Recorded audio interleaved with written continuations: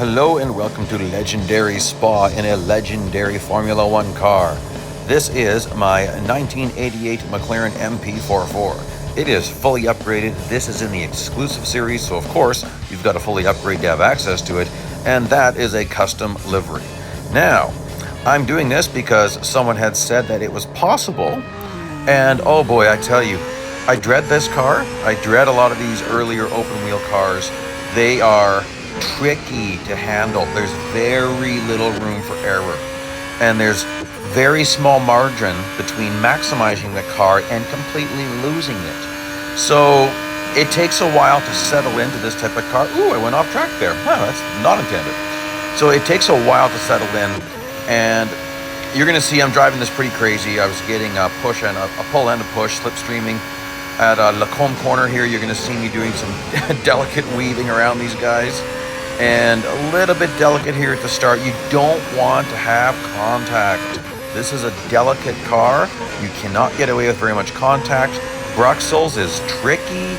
A lot of these corners in this car, like even getting to Poulan corner here, you can't keep it full throttle. It just won't turn. So if you brake too much, suddenly you can oversteer. And if you don't brake enough, it's going to understeer.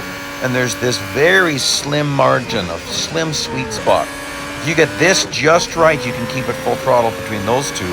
And that Stavlo, you've got to be careful because, well, we'll probably see that at some point. I'll probably lose it there at some point. And then there is a little bit of lawnmower mode coming up here right away.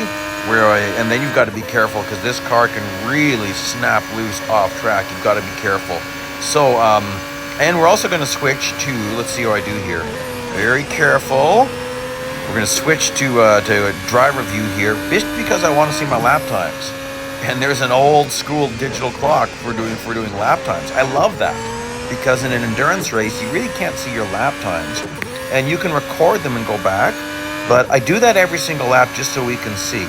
Now let's get into some of the stats about this car. The purchase price of this car is $950 gold, but you don't necessarily have to do that. Fully upgrade, whoo boy, just over 3.5 million R dollars and 1,725 gold. Yikes. And that's the stats when fully upgraded, which you can see are pretty impressive. It does have a lot of grip, but it does not have low speed grip. So that's where you're in trouble with this car. So you do want to get a decent amount of the turning done when you're early into the corner. Inversely, sometimes what I do, so here, watch this. You're going to notice I'm going to hit the brakes a bit and turn, and then I can get, you can't see this, but I'm getting more aggressive with my turning as the corner progresses. So I do some initial turning when I'm going slow, and like same with Stavlo here. Oh, this car's in the way, so it won't be ideal. I'm going to try to get some slipstream. Oh, we've got to be so careful. So it's an interesting car to dial in. I'm using tilt beat controls. All assists are off. Sensitivity is at 0. So if you don't run 0, that's no problem. It's a personal thing. But if you normally run sensitivity 5 for this car, I would say drop that to 3 or even 2. Drop your sensitivity by 2 or 3 notches for whatever you're used to when you get behind the wheel of this car and any pre-2019 open wheel cars. It's going to help you to just handle the car better. Oh, this is going to get risky. I'm trying to get some side draft, ooh! That was unintended. Well, we're just going to have to see if that damaged me. If I can get over 323, oh, I'm already over 323. Okay, I somehow got away with that. A pit maneuver at full throttle like that should always give you stage 1 damage. I'm shocked I got away with it. Ooh, I was really worried there. I was encountering that bot at the perfect maneuver point to give myself the pit maneuver. Don't want to do that. Oh, off track there a little bit. Very slight braking point heading into the corner with no name. And then again, you always have to brake as you're getting into Poulan corner here. Just a little bit. You could also do a lift. Oh, I dread going off track there. I just dread it because the walls are so far away, so then you can't just bounce off the walls. Sometimes what you do in this game is if you do go off track, rather than trying to get back on track, actually steer into the wall, bounce off the wall hard, and you'll end up back on track quicker. You can get away with it without damage most of the time. You have to be careful though. This car is so delicate though. You've got to be careful with this thing. So watch this. You'll notice me. No, I was able to hold on to it pretty good. Lap time about 135, 136. So it's not bad. So here's what I'm doing. I'm trying to get, oh, this guy's just in the way. Okay, now he should be pretty fast. So I'm going to slipstream. The big worry is how do I handle this guy at Eau Rouge Radion? But, okay, so purchase price. You don't have to buy this car. Look at this. It is the grand prize for the 2020 Formula One season once you finish all the Grand Prix events. And these Grand Prix events were different. This is when you could use one car in multiple events, which was really nice. And it's a very different system. That's where we had different tuning setups. You needed Principal XP, Driver XP, and so I only used a couple of cars. So I've got playlists for every single 2020 Grand Prix event. Some of them are recommended PR, and so it's handy. I can't put all of them at the end of this video because I can only have 4 links there. So in the right-hand corner, you're going to start to see every single 2020 Grand Prix playlist go by. If you see one you like, click on it. Or you can click on some buttons there to see all the possible cards appear. I'm going to have as many as I can up there. Whatever I can't fit up there, I'll put at the end of the video. I forget if there's a limit on the amount of cards you can have, but there's 9 Grand Prix events, and I've got all of them with tips. So there you go. Hopefully that'll help you out. Oh, got to be careful there. You're going to notice me in a lot of corners. I'm actually feathering the throttle. Sometimes I'm feathering the brakes. Oh, this is risky. This is risky going in like that. He might come back to haunt me. Okay, I got away with it. So here we are. I've hit the perpetual point. You can see the cars are nicely close together again. If you're not familiar with it, perpetual point is what happens when you pass 42 cars in any endurance race. Sometimes the 43rd car is a little bit in the distance still, but after that, they start to get nice and close again. And then you could drive forever if you've got the abilities. So that's what we're going to see is how hard is this. You don't want to be going off track there. This is there we go, nicely. I love how they adjusted the bot programming years ago and made them a lot more friendly. Old OG racers know that bots used to never give you the lane. You'd have to fight for it. And then in endurance races, there used to be Ghost Nitro, where for 5 seconds they got a boost and they could totally destroy you in those 5 seconds. It's really interesting. So old school, like if that was an outside corner heading to a wall, that bot would shove me into the wall. Oh, here you go. There's me stepping out at Stavno. You got to be careful. I mean, I saved it really quickly, very quick recovery time. Tilt B is awesome for that because you just lift off the throttle, get back on track. Tilt A, there was no way I could have avoided the wall. I would have had a slam on the brakes, and it's a lot more tricky. You definitely can do this with Tilt A. It will be harder. Ooh, that was close. So I recommend Tilt B for all racing. It's just really good to learn it.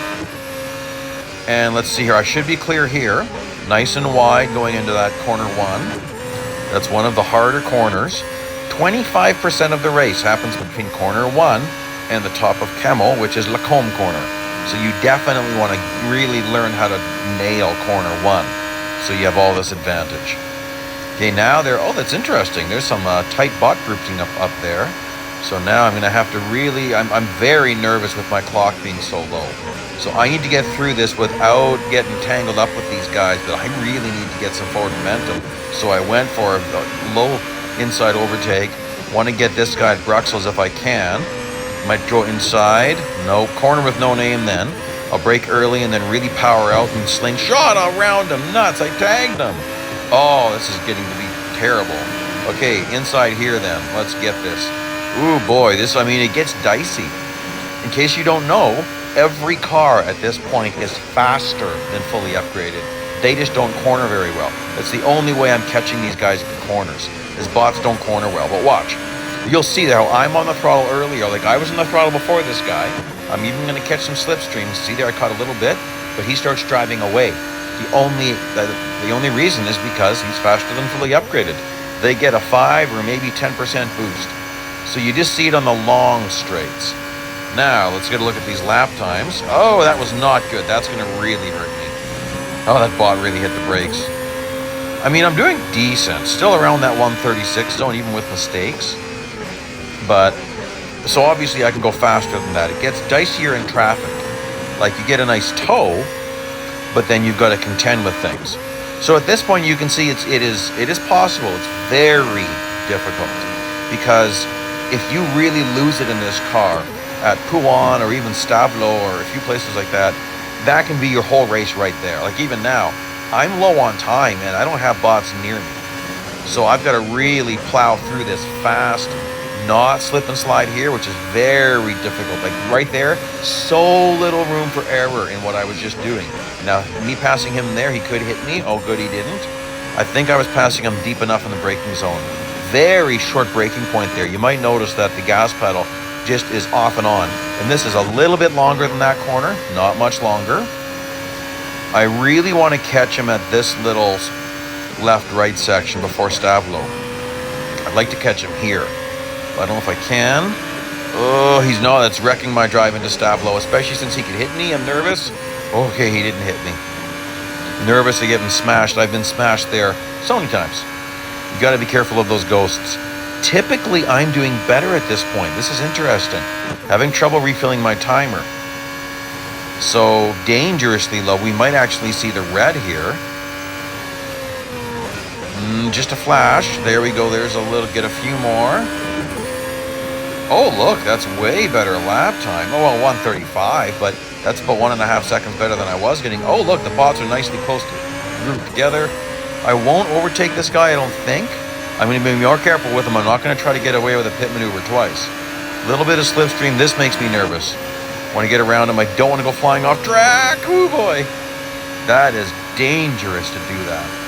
Okay, so we know there's two bots close together at the top. I want to get them before Bruxelles if I can. Definitely, I can take Lacombe way better than they can. You can really maximize this. Oh, I'm not going to get both of them before Lacombe. Sorry, before Bruxelles. But I'll get this guy. I'll get this guy at Bruxelles nicely. Maybe. Maybe not. Not. Well, I'll get a toe into the corner with no name, and this time get around. Oh, so sketchy. And when you go off track on this car, you cannot be steering aggressively. It will snap loose so violently. There's very little warning in this car.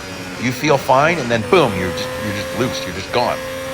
So, it's interesting. Sounds great. It's a great sounding car. Okay, I want to catch some slipstream. Come on, let's go, let's go, let's go.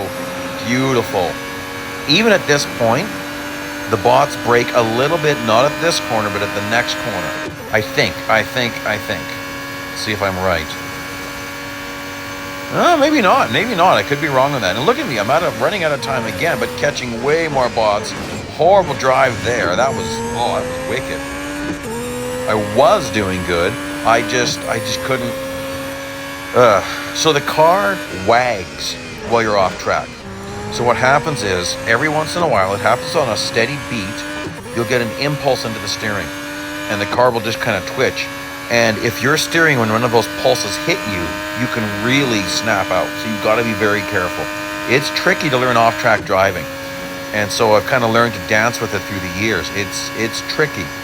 Like when you're on Monza taking the first off-track cut, the first corner cut, you've got to be bouncing off that wall with between those pulses, those off-track pulses. Oh boy, that's sketch. Now I'll get you. Yeah, I'll get you at the corner with no name, and you won't hit me because you're going to be nicer. I'm finally getting that clock a little bit fuller. Look at that. That was a beautiful overtake. I slipstreamed and got him outside. Here I should get another one at Pouan. Oh, nope. Sketchy. But I will get him at the next two corners. Maybe. Should get you at the drive out of this corner. Yeah, baby. Now that clock's looking good. Nice. Now I'm getting happy. Okay. And... oh! Unexpected. That really surprises me. I tagged that guy, and when I went to steer, I guess my car hadn't settled yet. So that's pretty impressive physics. I'm glad that they include that. Okay, that was very unexpected. So now I'm nervous again. I'm nervous if I'm damaged, let alone everything else that happened. Okay, I caught up to the traffic, so that's good. Lap time isn't great. Oh, this is risky. I'm overtaking him right there, and I can't. Oh, my camera view's wrong. Now let's. Ooh! I didn't expect that. So a ghost took out a ghost bot took out a bot that got in my way, and I couldn't. I would have had to slam on the brakes. Well, let's see. What are we looking at here? Nope, I've got maximum damage. My speed is not climbing very well. Not even gonna hit. Oh, I forgot. You get 2 tires off track, you regain the lost speed you get due to damage. However, I will not regain my grip. So I've got to be careful. This car is going to get a little bit looser. So remember that. You can take 2 tires off track and regain your speed that you lost. It doesn't help you all the time, though, heading into braking zones. So there, I'm getting my speed back. Doing okay. Clock is low. So at the exit of Puan there, if you're really maximizing the car, oh, nuts. See what I mean about the grip? If you're really maximizing the car, it's going to start to understeer, and you got to be very careful. So this is dangerous. Nice slipstreaming though. I mean, I'm hanging with the guy, but I'm going to call it. Yeah, I'm not gonna make it here. I'm going to call it right here so we can get some good earnings. Then I'm going to go back and end right at that same point. And okay, well, 16 minutes of actual race time, pretty much on the nose, like maybe a tenth less than that. And pretty good R dollars there, but let's get to the frame per minute. Again, without the agent, this is 831 frame per minute, so definitely not the greatest, but an interesting option and quite the challenge. So there you go. I spent a lot of time learning how to do this race. So please like and subscribe. I hope you enjoyed this race. Here's some other stuff that you might find interesting. Check out those Grand Prix events if you want to run the 2020 season. Bye-bye now.